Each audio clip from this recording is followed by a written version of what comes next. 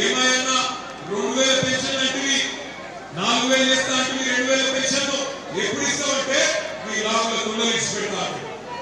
ఏమైనా మరి 6000 పెన్షన్ అంటే కదా ఎక్కడ అంటే నీ గుడ్లు నీకు గోపిలాడతారు.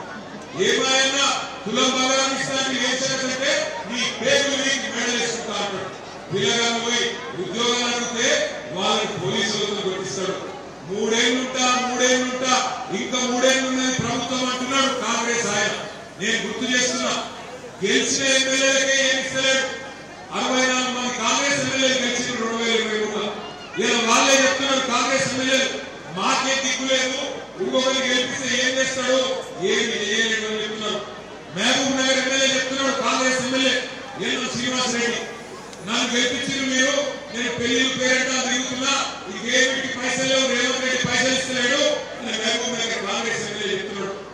ఎల్లారెడ్డి ఎమ్మెల్యే కాంగ్రెస్ ఎమ్మెల్యే ఆయన చెప్తున్నాడు పైసలు లేవు, మన్ను లేవు, రేవంత్ రెడ్డి పైసలు ఇస్తలేడు, అభివృద్ధి చేస్తలేడు, నేను ప్రపంచ బ్యాంకుకే దరఖాస్తు పెట్టుకుంటా అని చెప్పి 100 కోట్ల కోసం ప్రపంచ బ్యాంకు ఉత్తరం రాసి.